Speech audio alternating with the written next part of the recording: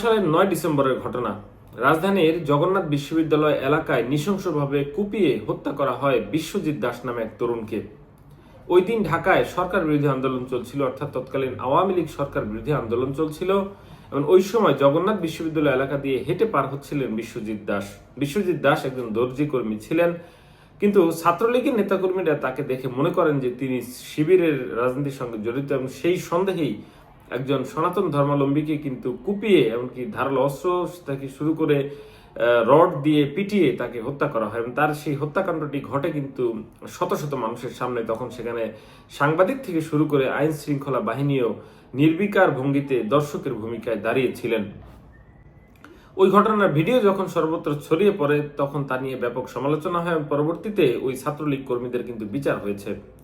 তার ঠিক ১৩ বছর পর গত ৯ জুলাই রাজধানীর মিটফোর্ড হসপিটাল এলাকায় আরেকজন ব্যক্তিকে কুপিয়ে নৃশংসভাবে, এমনকি তাকে পাথর দিয়ে থেতলে হত্যা করা হয়। সেই ব্যক্তির নাম হচ্ছে লালচাঁদ মিয়া ওরফে সোহাগ। তিনি একজন ব্যবসায়ী।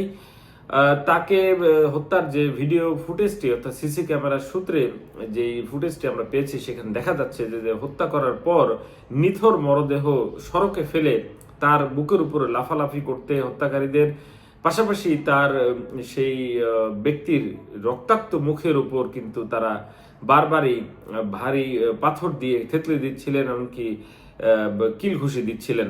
অর্থাৎ কতটা নৃশংস নির্দয় হতে পারে সেই বিষয়টি কিন্তু এ নিয়ে সামাজিক যোগাযোগ মাধ্যম থেকে শুরু করে সব জায়গায় নিন্দার ঝড় উঠেছে। আশ্চর্যজনক হচ্ছে, বিশ্বজিতের হত্যাকাণ্ড ঘটেছিল ৯ ডিসেম্বর, দিনটি ছিল ৯ তারিখ। একইভাবে জুলাইয়ে যেটি ঘটলো গত ৯ জুলাই, সেটিও কিন্তু ৯ তারিখেই। গত বুধবারের এই ঘটনার সঙ্গে অভিযোগ উঠেছে যে যুবদলের রাজনীতির সঙ্গে জড়িত নেতাকর্মীরা এই হত্যাকাণ্ড ঘটিয়েছেন। মূলত এই হত্যাকাণ্ডটি ঘটেছে ব্যবসায়িক স্বার্থ এমনকি চাঁদা নিয়ে দ্বন্দ্বের জেরে। নিহতের যারা স্বজন রয়েছেন তারা জানিয়েছেন যে এই সোহাগের সঙ্গে হত্যাকারী যে চক্রটি রয়েছে, সেই হত্যাকারী চক্রের চেনা জানা ছিল আগে থেকেই। তারা সেই সমস্ত এলাকায় ব্যবসা করতেন। বিশেষ করে মিটফোর্ডের ওই অঞ্চলে যে পুরনো বৈদ্যুতিক তার একটি ব্যবসা রয়েছে, যেটিকে সাদা তার এমনকি তামার তারের ব্যবসা বলা হয়, যদিও এই ব্যবসাটি বৈধ নয় বলে কিন্তু অভিযোগ রয়েছে। সেই ব্যবসার নিয়ন্ত্রণ নেয়াকে কেন্দ্র করেই কিন্তু এই হত্যাকাণ্ড ঘটে বলে আমরা পুলিশ এবং স্থানীয় সূত্র, পাশাপাশি নিহতের স্বজনদের সূত্রে জানা গেছে। পুলিশ এবং স্থানীয় সূত্র জানিয়েছে যে সোহাগ মিটফোর্ড এলাকায় যে ভাঙারির ব্যবসা করতেন এবং তার পুরনো বৈদ্যুতিক কেবল বেচাকেনা ব্যবসা ছিল। তার প্রতিষ্ঠানের নাম ছিল সোহানা মেটাল। যেটি বলছিলাম যে ওই ব্যবসার পুরো সিন্ডিকেট রয়েছে ওই এলাকায়, ওই অবৈধ ব্যবসার, এবং সেই সিন্ডিকেটের পুরো নিয়ন্ত্রণ ছিল সোহাগের হাতে। সেই নিয়ন্ত্রণ নিতে মরিয়া ছিলেন মাহমুদুল হাসান মহিন ও সরোয়ার হোসেন টিটো নামে, যাদের অভিযোগ রয়েছে যে তারা যুবদলের রাজনীতির সঙ্গে জড়িত। যদিও এই হত্যাকাণ্ডের সঙ্গে বিএনপি বা অঙ্গ সহযোগী সংগঠনের যে উপর দায় চাপানো হচ্ছে, এটিকে অপরাজনীতি বলে আখ্যা দিয়েছেন বিএনপির অন্যতম স্থায়ী কমিটির সদস্য সালাউদ্দিন আহমেদ। তবে আমরা কিন্তু ১১ই জুলাই অর্থাৎ শুক্রবার দেখেছি যে যুবদলের পক্ষ থেকে তারা কিন্তু ২ জন নেতাকে তাদের পদ থেকে, এমনকি আজীবন সাধারণ সদস্য পদ থেকেও বহিষ্কার করেছে। কারণ এই ২ নেতাকেও কিন্তু ওই মামলায় আসামি করা হয়েছে, ওই হত্যাকাণ্ডের মামলায় আসামি করা হয়েছে। তো যেটি বলছিলাম যে যারা এই হত্যাকাণ্ডে জড়িত ছিলেন, সেই মাহমুদুল হাসান মহিন এমনকি সরোয়ার হোসেন টিটু, তারা কিন্তু ওই অবৈধ বাণিজ্যের ৫০% নিয়ন্ত্রণ চেয়েছিলেন, তা না হলে নিয়মিত চাঁদা দাবি করেছিলেন। এমনকি সেই নিয়ে কিন্তু সোহাগের সঙ্গে তাদের দ্বন্দ্ব হয়, এমনকি সেই দ্বন্দ্বের কারণেই কিন্তু এই হত্যাকাণ্ড ঘটে।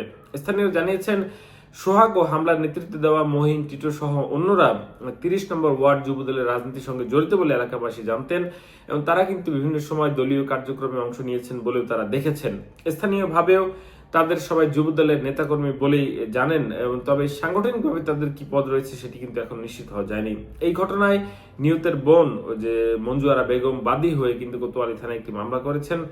সেই মামলায় মাহমুদুল হাসান মহিন, সরোয়ার হোসেন টিটো থেকে শুরু করে ছোট মনির, আলমগীর, মনির ওরফে লম্বা মনির, নান্নু, সজীব, রিয়া, টিটন গাজী, রাকিব, সাবা, করিম, লাকি, কালু ওরফে স্বেচ্ছাসেবক কালু, রজব আলী পিন্টু, মোহাম্মদ সিরাজুল ইসলাম, রবিন, মিজান, অপু দাস, হিম্মত আলী, নিসুর রহমান হাওলাদার সহ অজ্ঞাত পরিচয়ে আরো 15 থেকে 20 জনকে আসামি করা হয়েছে। পুলিশ জানিয়েছে এই হত্যাকাণ্ডের যে মূল হোতা সেই মহিনকে গ্রেপ্তার করতে তারা সক্ষম হয়েছে। পাশাপাশি আরেকজন আসামিকে গ্রেপ্তার করা হয়েছে যৌথ বাহিনীর অভিযানে।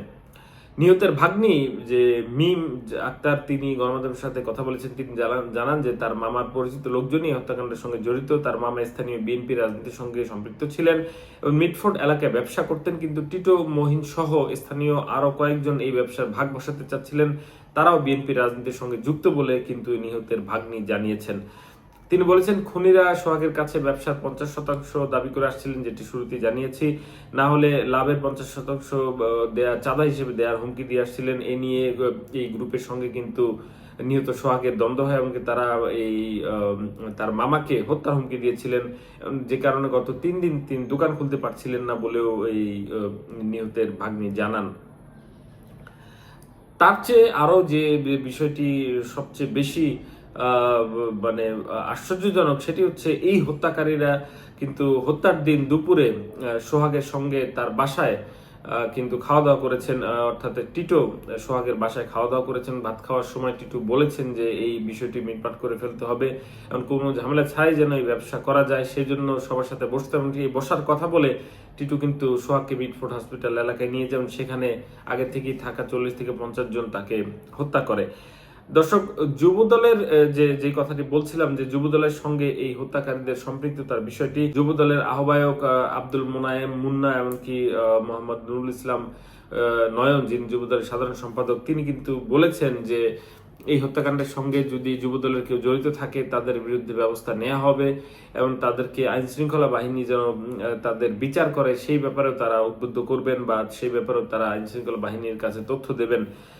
ঠিক তারপরেই কিন্তু দেখা গেছে যে ওই হত্যাকাণ্ডে যখন মামলা হলো, সেই মামলার প্রেক্ষিতে 2 জনকে তারা দল থেকে বহিষ্কার করেছে এবং তাদের বিরুদ্ধে আইনি ব্যবস্থা নেওয়ার জন্য উদাত্ত আহ্বান জানিয়েছে। গণমাধ্যমে পাঠানো সংবাদ বিজ্ঞপ্তিতে বলা হয় যে ওই হত্যাকাণ্ডের সঙ্গে জড়িত থাকার অভিযোগে যে আসামি করা হয়েছে, সে আসামির মধ্যে রয়েছেন যুবদলের কেন্দ্রীয় নির্বাহী কমিটির সাবেক সহ জলবায়ু বিষয়ক সম্পাদক রজব আলী পিন্টু ও ঢাকা মহানগর দক্ষিণ যুবদলের যুগ্ম আহ্বায়ক সাবাহ করিম লাকি। এই 2 জনের কিন্তু প্রাথমিক সদস্য পদ সহ দল থেকে আজীবন বহিষ্কার করা হয়েছে। অর্থাৎ এখানে কিন্তু পরিষ্কারই হচ্ছে যে এই 2 জন যাদের নাম আসামি হিসেবে এসেছে তারা কিন্তু যুবদল রাজনীতির সঙ্গে জড়িত। দর্শক, এখন যেটি মানুষকে বলতে শোনা যাচ্ছে যে বিশ্বজিতের হত্যার মতো এই হত্যাটিও কিন্তু একটি দলীয় নেতাকর্মীদের দ্বারা সংগঠিত হলো। অভিযোগ যেটি রয়েছে যে বিএনপির অঙ্গ সহযোগী সংগঠনের নেতাকর্মীরা কিন্তু সারা দেশে এই চাঁদাবাজি থেকে শুরু করে বিভিন্ন অপরাধে জড়িয়ে গেছেন। এর মধ্যে নির্বাচন সংশ্লিষ্টরা বলছেন যে আগামী জাতীয় সংসদ নির্বাচনে জয়ী হওয়ার মধ্য দিয়ে কিন্তু বিএনপির সরকার গঠনের সম্ভাবনা রয়েছে। সেই সম্ভাবনা যখন তৈরি হলো, যখন জনগণের মধ্যে তাদের একটি ভোট কেন্দ্রিক একটি ইতিবাচক ভাবমূর্তি গঠনের সময় হলো, তখন কিন্তু এই নেতাকর্মীদের বেপরোয়া অপরাধ, বেপরোয়া চাঁদাবাজি থেকে শুরু করে নানা অভিযোগে কিন্তু সাধারণ মানুষের মধ্যে তাদের জনসমর্থনে কিছুটা হলেও ভাটা পড়ছে বলে রাজনৈতিক বিশ্লেষকরা মনে করেন। এ নিয়ে কিন্তু অনেক কেন্দ্রীয় নেতাকেও অসহায় অবস্থায় বক্তৃতা দিতে দেখা গেছে। তারা বলেছেন যে দলের বিভিন্ন পর্যায়ে তারা অভিযোগ করেছেন, কিন্তু কোনোভাবেই দলকে এইভাবে কন্ট্রোল করা যাচ্ছে না। এটি বিএনপির যে যারা শীর্ষ নেতৃত্ব রয়েছেন তাদের অবশ্যই দেখার সুযোগ রয়েছে, কারণ এই ধরনের হত্যাকাণ্ড কিন্তু কোনো দলের জন্য আশীর্বাদ নয়, বরঞ্চ এই সমস্ত হত্যাকাণ্ডের মধ্য দিয়ে কিন্তু জনগণের মাঝে বিএনপির যে জনসমর্থন সেটিতে কিছুটা হলেও ভাটা পড়বে। আমরা আসলে খুনিদের বিচার চাই। খুনিরা যেই দলের হোক, যে মতেরই হোক, এই যে সোহাগকে যেভাবে হত্যা করা হলো, এই খুনের যদি সর্বোচ্চ শাস্তি না হয়, এই খুনের যদি যথাযথ বিচার না হয়, তাহলে কিন্তু এই হত্যাকাণ্ড আরো চলতেই থাকবে। এমনকি এই ধরনের নজির আমরা দেখতে চাই না।